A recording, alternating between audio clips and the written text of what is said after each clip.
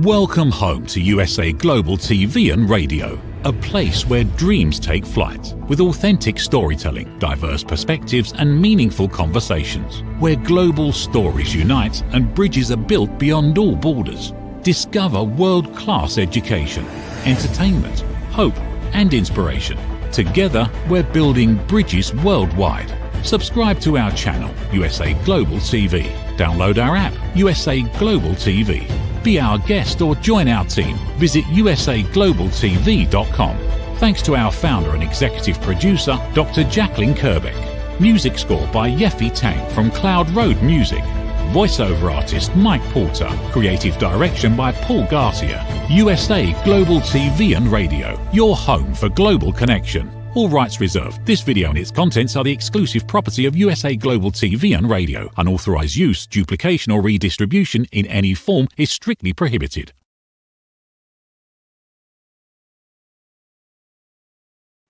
Hello and welcome to USA Global TV and Radio, and Happy New Year to all of our viewers, whether you're here on the live or the replay. This is our first show in 2025, so Happy New Year to all of you. USA Global TV and Radio, it's where we provide world-class education, entertainment, hope and inspiration. Our show today is A Woman's Prerogative, Part 1, and it's in partnership with E360 TV. A warm welcome to our loyal viewers and our friends at E360 TV. And hello to all of our friends on all our usual social media platforms, YouTube, Facebook, LinkedIn and X. Our topic today is a very exciting one. From chaos to clarity, balancing parenting, business and self-care. Not that I've been a parent, but I do understand because I have been in the midst of many of my friends having to deal with these kinds of issues and being the friend, the one that's being part of supporting them while they're taking care of the parenting needs. I'm Caroline Heward. I'm absolutely thrilled and honoured to be representing Dr. Jacqueline as your host for USA Global TV and Radio's flagship show, A Woman's Prerogative. I'm a TV presenter, I'm the resident therapist for USA Global TV and Radio, and I'm also known as the Harley Street Stress Expert. I'm joined today by one of our regular panelists, Reverend Lydia Forgeries, and she's all the way from Canada. And we also have a special guest. So let's bring out Reverend Lydia Forgeries, who's known as the Great Mother Divine. Sorry, let me get that right. Great Divine Mother. And she's a mother, a reverend, and she has a master's in metaphysics. Let's bring out Reverend Lydia. Hello Reverend. Nice to see you, and Happy New Year to you and everyone that is watching the show. So it's nice to be with you all. Thank you, Reverend. And before we go into the introductions, I'd love to introduce and bring out our special guest for tonight's show. Her name is Kim Adele Randall. She has an incredible CV. When I was reading up on how to introduce her, I thought, OMG, she should be running this show. She's a TV presenter here at USA Global TV and Radio, and her show is Authentic Achievements. She's an award-winning business consultant. She's an international business international best-selling author. She's a renowned master coach. She's a TEDx speaker, and she's a TEDx speaker Doncaster. I'm not sure if that's close to where I am. I need to ask her that. She's also a speaker on the future of leadership, technology, and guaranteed business growth.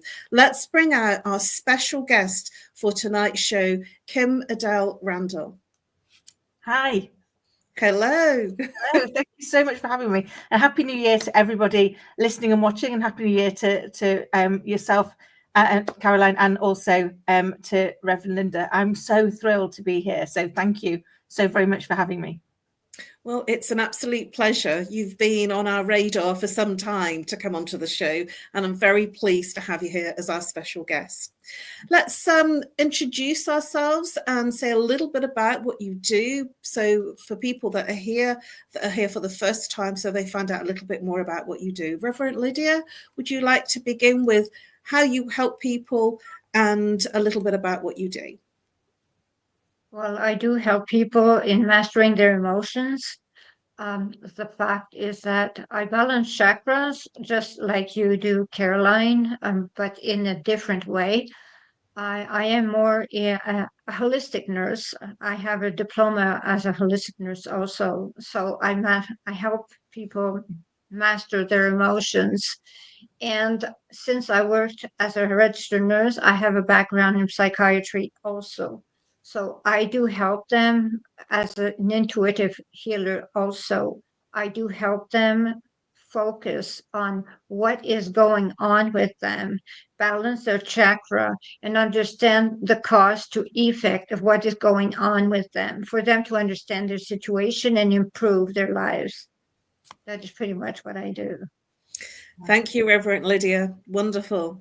And to our special guest, again, please introduce yourself and tell our audience a little bit about what you do. Of course, thank you.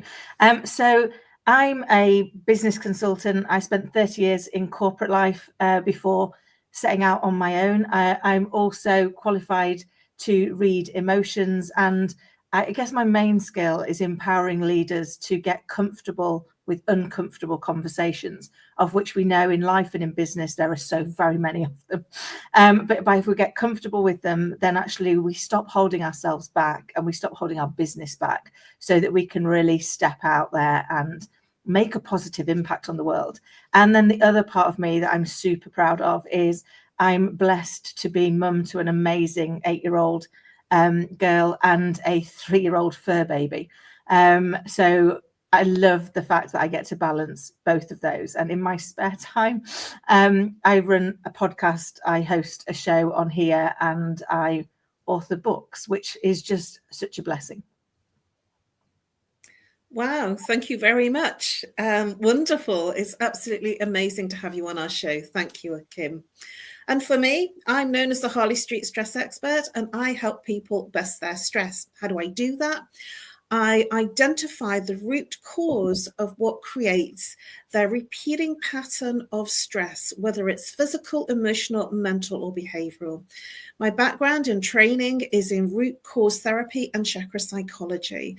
I'm also an NLP master, and I've studied many other counseling trainings and courses, and also an energy healer.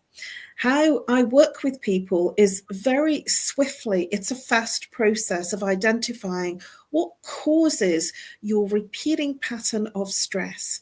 So sometimes we have a repeating headache or a migraine, or we have a repeating cycle of relationship issues, or we have a repeating cycle of something that happens within the family.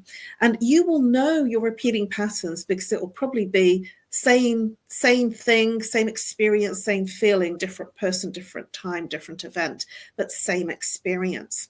And it's that I will help you break through and identify what has caused that initial block, and remove that, and that allows the emotions to run free. I also do lunch and learn for corporates, and that is something that I'm exploring in a bigger way this year in 2025. So let's move on to the show and our exciting topic. Our topic is, and it was given by our wonderful guest, Kim. She gave a few topics of what she would like to talk about, and this is the topic that I came out with in terms of encompassing everything that she wanted to bring up. From chaos to clarity, balancing parenting, business, and self-care.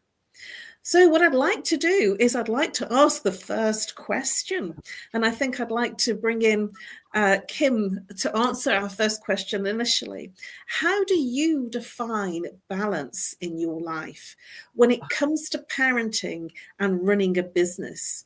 So what's your definition of parenting in terms of balance and running a business? Oh, it's a great question. And I think for me, my kind of journey went to the fact that balance is in the moment. So we try and look at everything and go, am I always 100% balanced? No, because life doesn't work like that. But actually, can I balance in the moment to say, how do I plan it? You know, as a single mum, it's really important to me that I dedicate time to my little girl. That's why I chose to have her. But equally, I'm a self-employed business owner, so I've got a team that rely on me for their livelihood as well. And so what I do is I'm really clear on my planning and boundaries, so that I can go, okay, what does success look like for me today as a parent? What does success look like for me today as a business owner, as a leader? What's success look like for me today for my clients? And then I try and allow in there some element for contingency, because life doesn't always go to plan. And the problem that I found before I found that clarity was I was busy trying to be everything to everybody. I was driven by a perfectionism trigger that meant I found myself sadly lacking permanently. And the one thing that I never did was self-care. I mean, that definitely went on the pending pile. But then I realized that actually, as a business owner, I'm one of my most important resources. If I don't work, it doesn't work. I'm the key resource in my organization.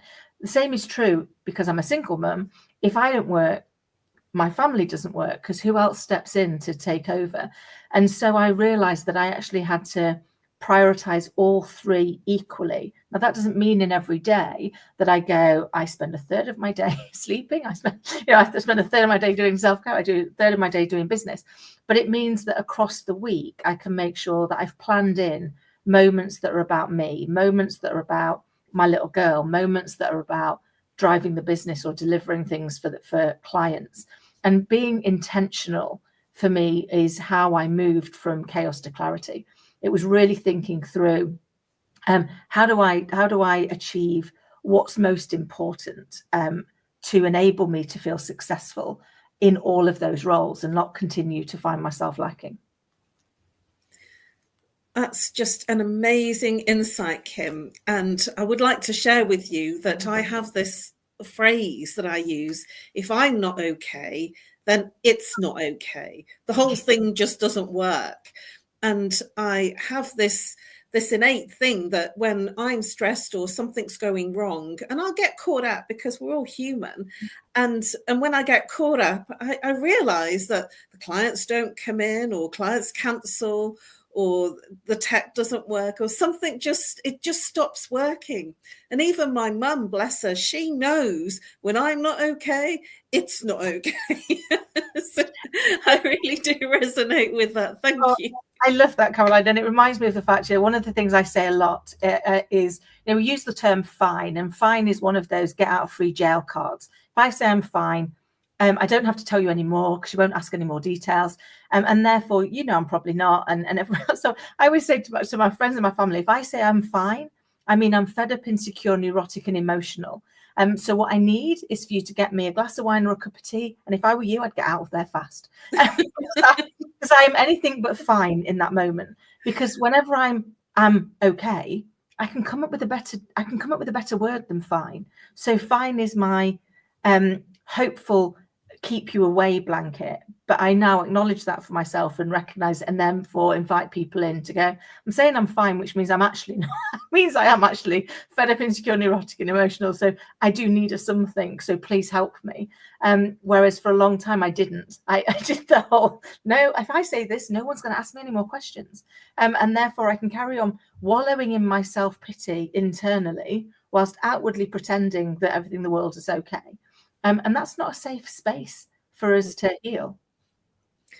Well, I totally agree with you. What does Reverend Lydia think about what's been shared here, and the thoughts about fine, and what it means to you in terms of defining balance? Because there's been a lot shared here. So let's hear from what Reverend Lydia has to say about the points that have been raised.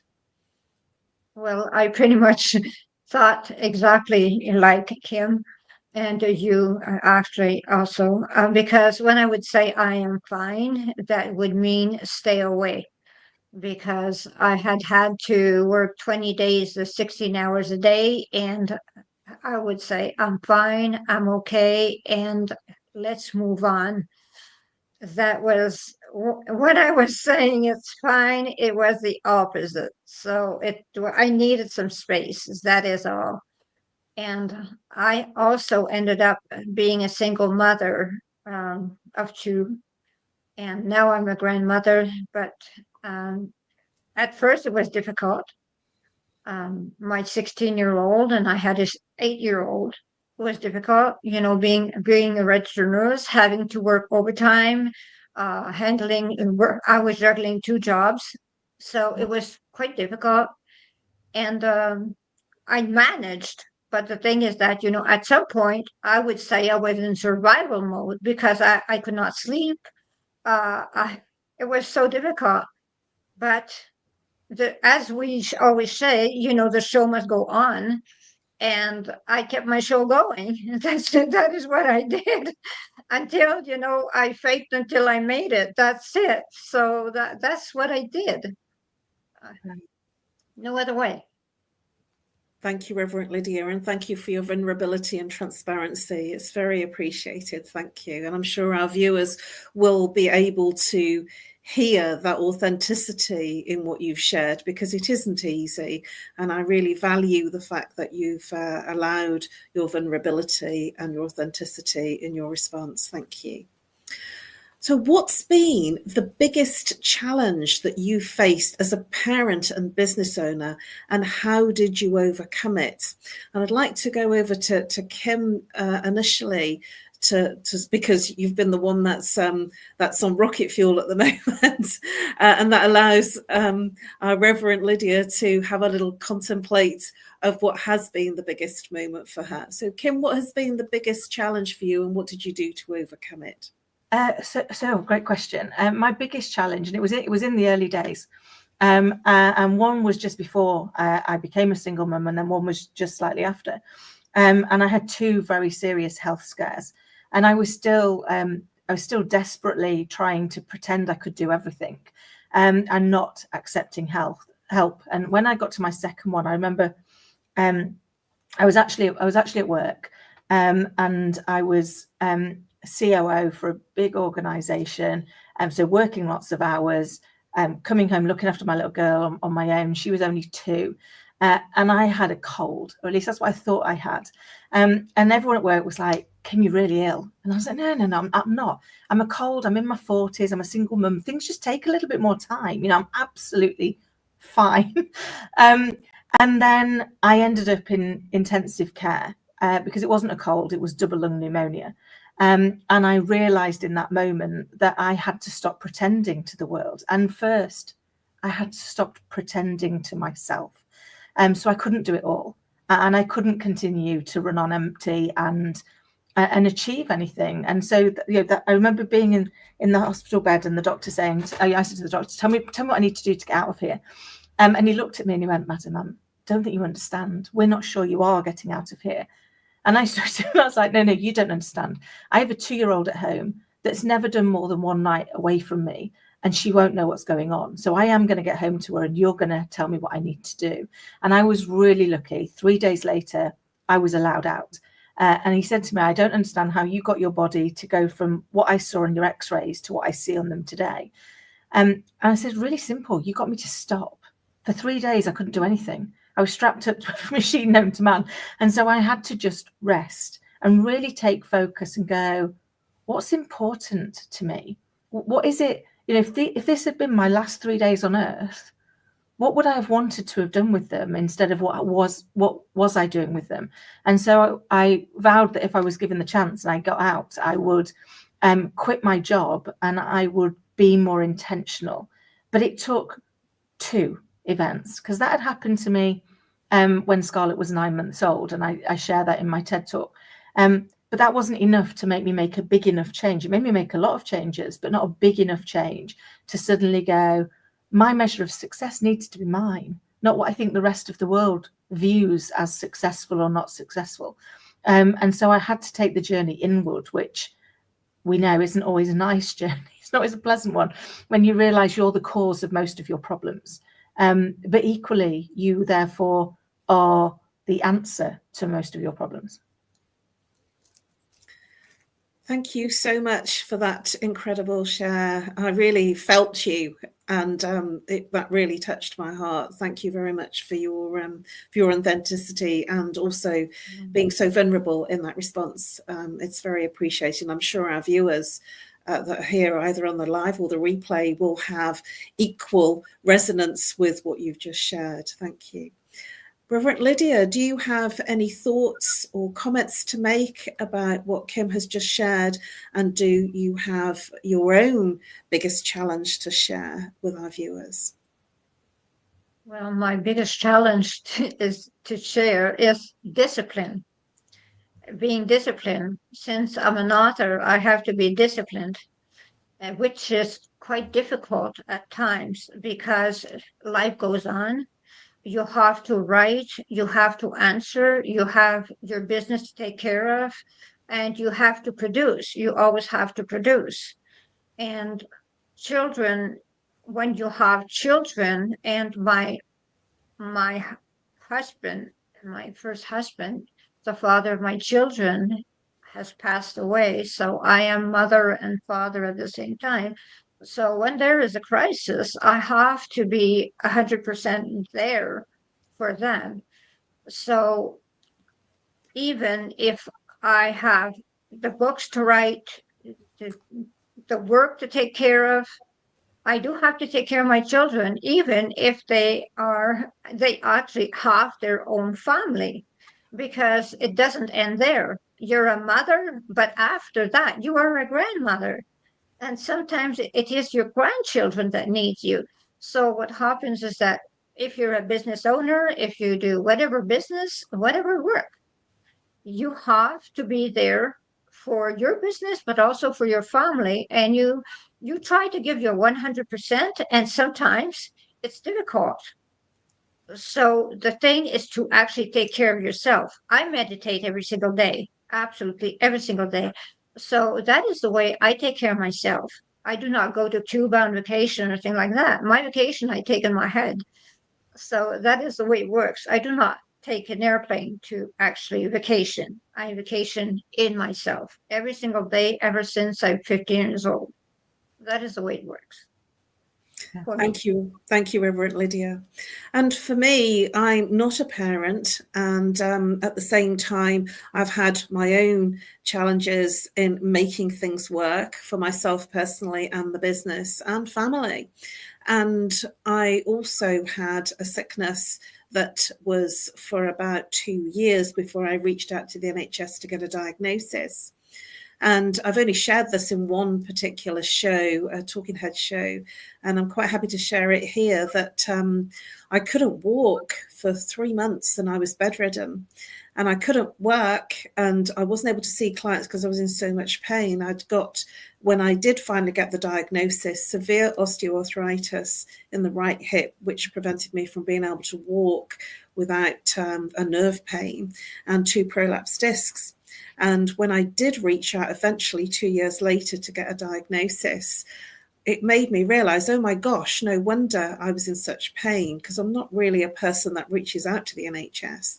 And I still had to make things work. And one of the things that I did do was, during that time, I showed up and delivered my shows on USA Global TV and Radio. And I never said anything to anyone about the fact that I was in a lot of pain. And it was my bit to say, I'm here, I'm going to deliver, and I'm going to help as many people as I can that tune in.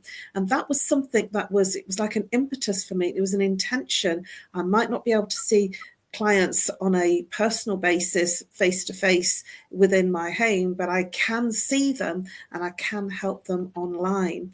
And that's where the movement of me moving online became much more prolific and much easier for me.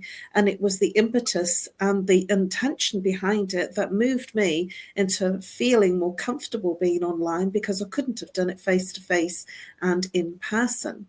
And the way that I overcame that was the fact that I was still there. I was still present and still being seen despite my personal challenges. And that was something that I felt very proud of myself, because when I moved through that pain and not quite completely resolve the issue, but I'm certainly not in the same space of pain anymore, because I self-treated in an alternative and a complementary way.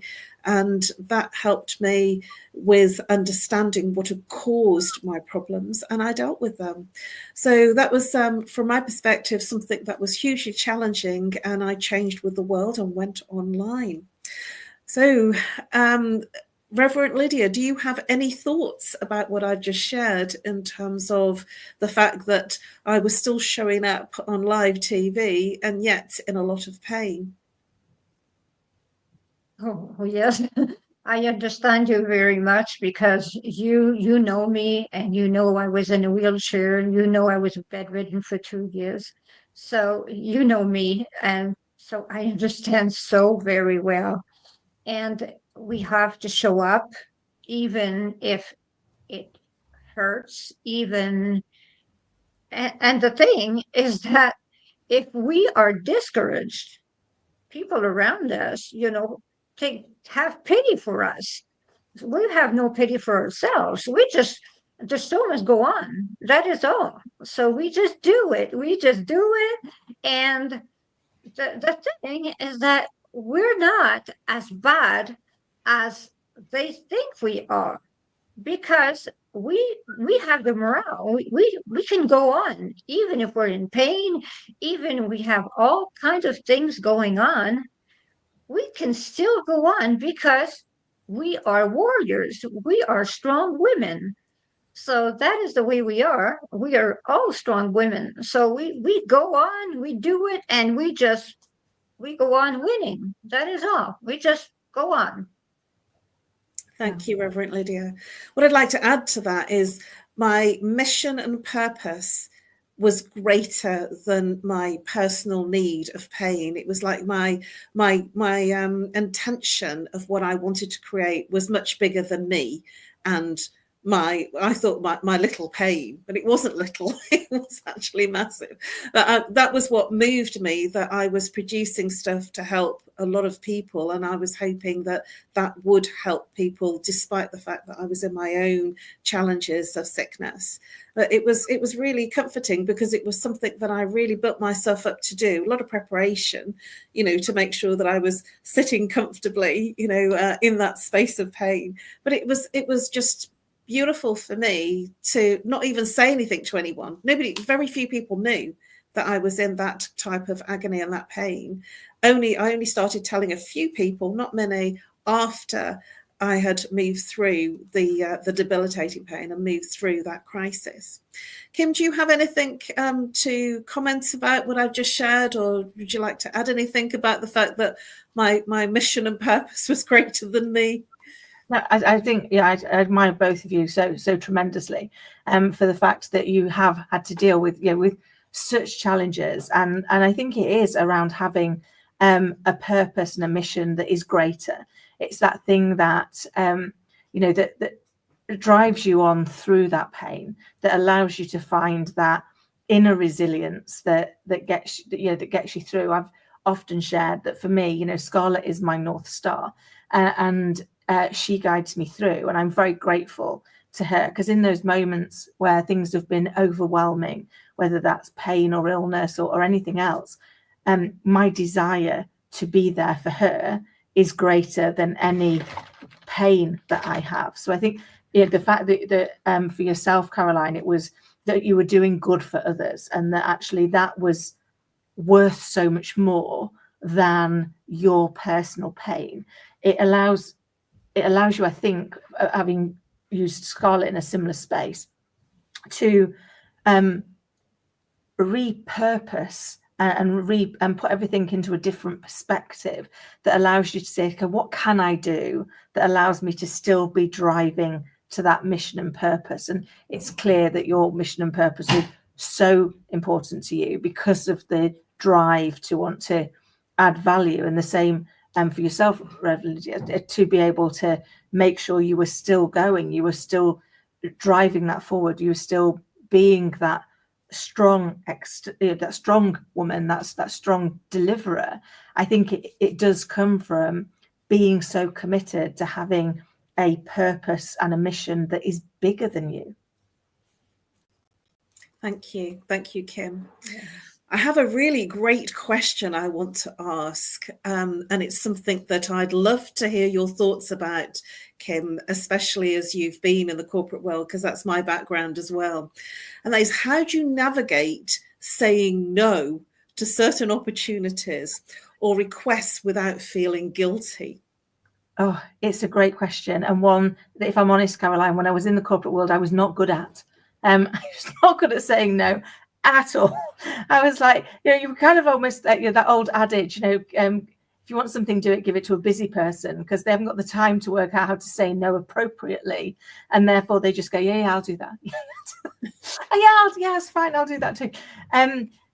So for me, it was a big lesson in having to go back and learn how to set boundaries, and that it was okay to say no, that it wasn't my responsibility to do everything for everybody else. Now, that doesn't mean I wanted to be selfish and do nothing, because that wouldn't sit well with me as a person and as who I am, because I'm a natural born people pleaser. But I really had to go and learn the balance, and to be able to say no to things that actually took too much away from me. Because I'll give you an example. At one point, and I was newly married, I was asked to go and set up a centre in a different part. So I lived in the Isle of Man. I was asked to go to Glasgow to set this up. And so, despite being newly married, I used to fly out on a Sunday, and I used to fly back in if I was lucky on a Friday night, and if I was unlucky on a Saturday morning.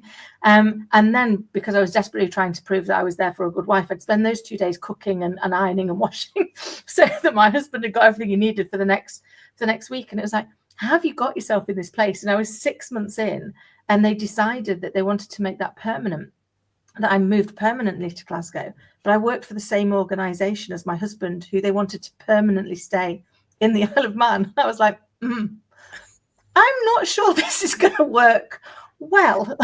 And therefore, it was in that moment of like, actually, how do I find a way to appropriately balance that? And for me, it was that eye-opener that when you are so out of kilter being a people person, that they ran this through all of the channels, and nobody went, that's not an appropriate suggestion. Because everyone went, oh, she'll be fine. She'll make it work. And I don't want to make it work.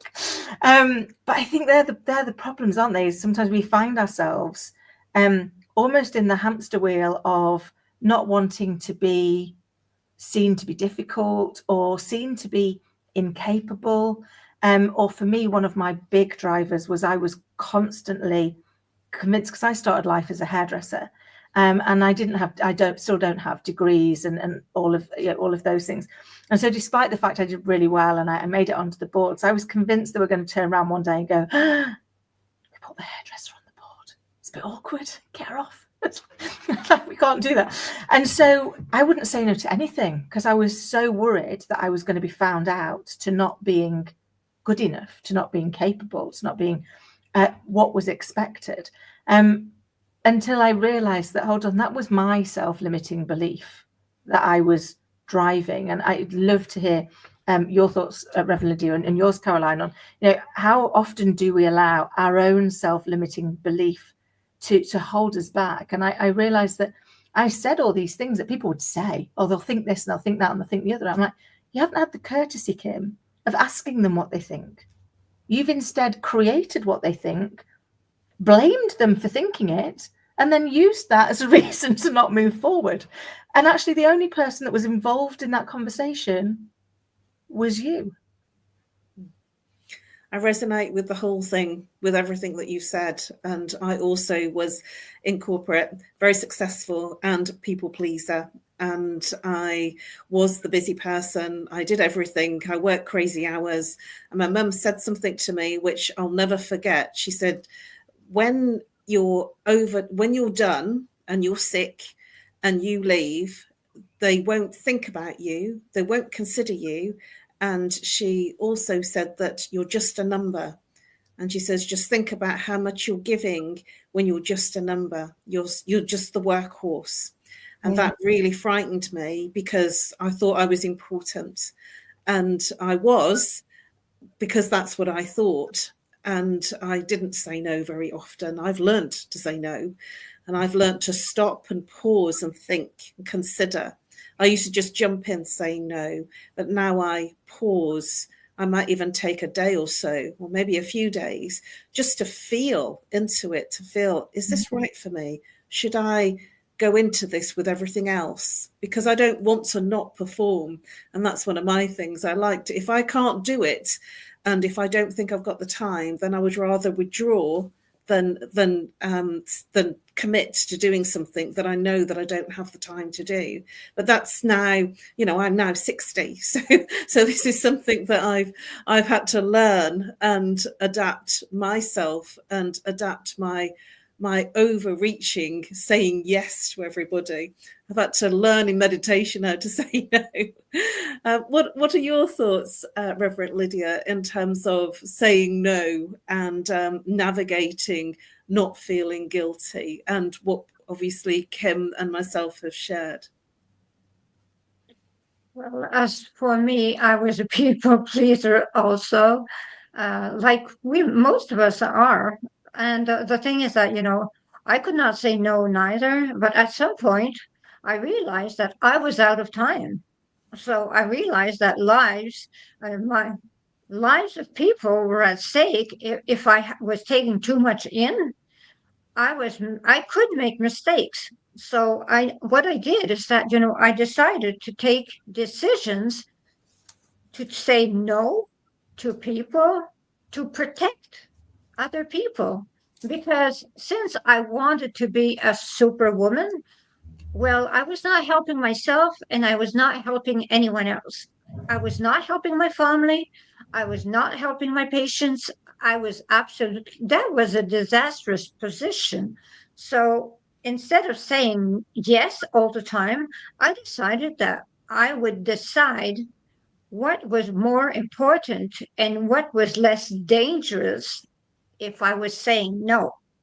So my decision of saying no, what was coming from my decision of saying no or saying yes? So I would always balance my response to someone asking me something.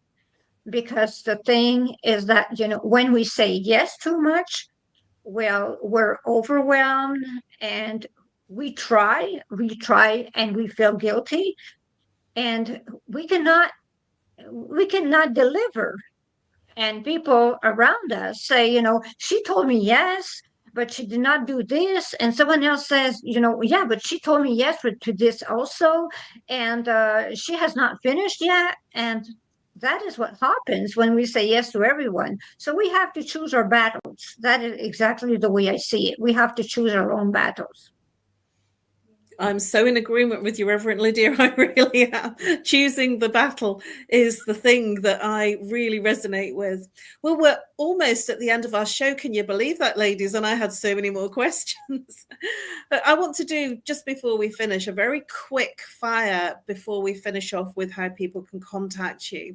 And that is, how do you stay resilient? A very quick response. How do you stay resilient when faced with unexpected challenges in business or in family life? Let's go to Kim, our special guest. How do you stay resilient, Kim? So for me, when things get out of control, of which life throws as many plot twists, I look at what's the things I can control and I control the hell out of them, because that allows me to keep moving forward. And before you know it, you've got through whatever it was. Thank you. I love it. Reverend Lydia, what say you? Well, I'm the kind of person that before taking a decision, I take my 24 hours.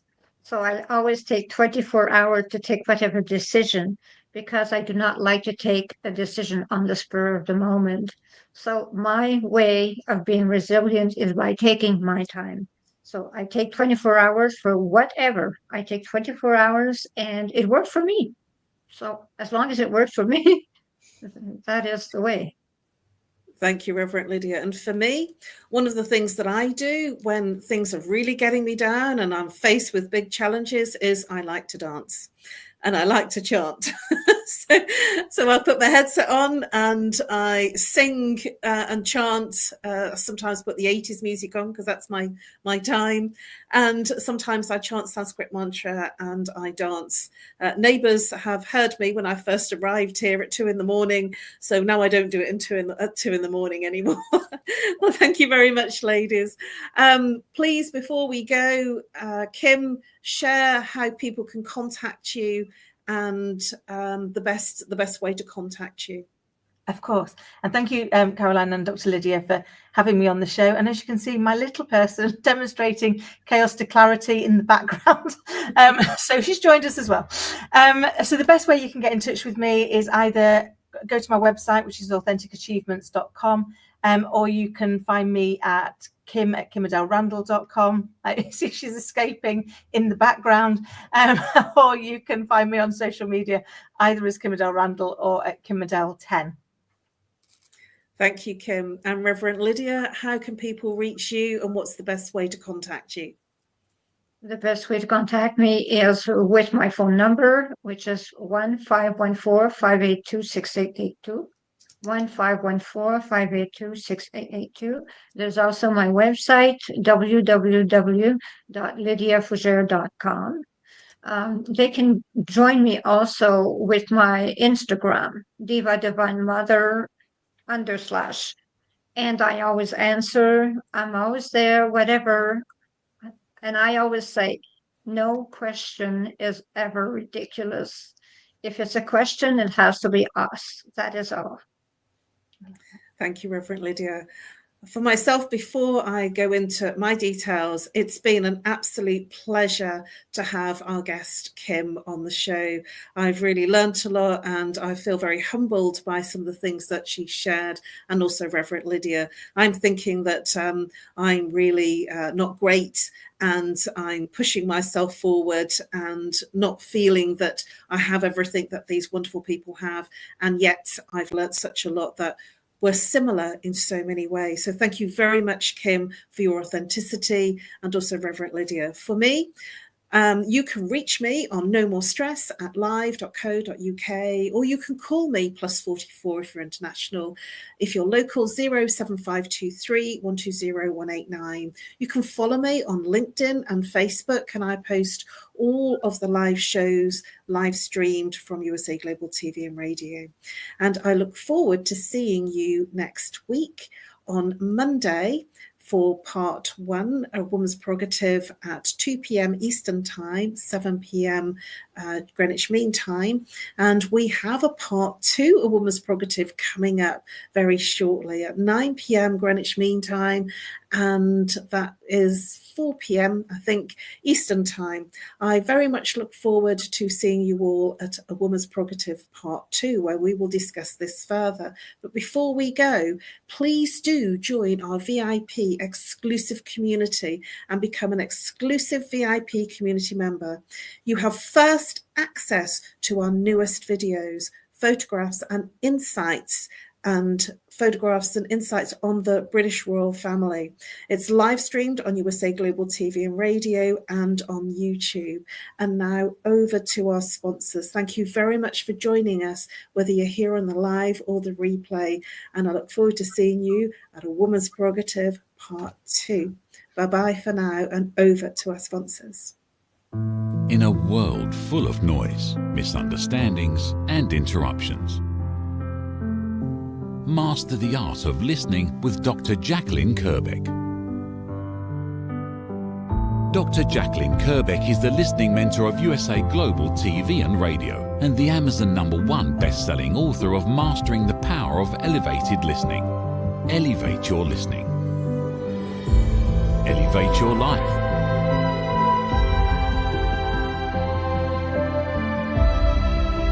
Join a global learning experience in person or via Zoom.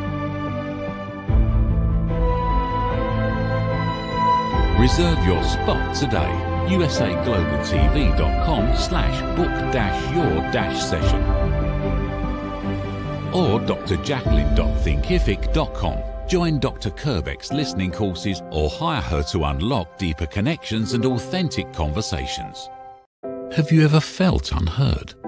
Like your words float into a void, leaving you invisible and disconnected?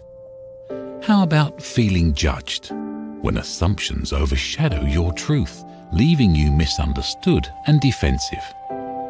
And then there's that moment when someone offers solutions you never asked for, dismissing your feelings and leaving you more frustrated than before.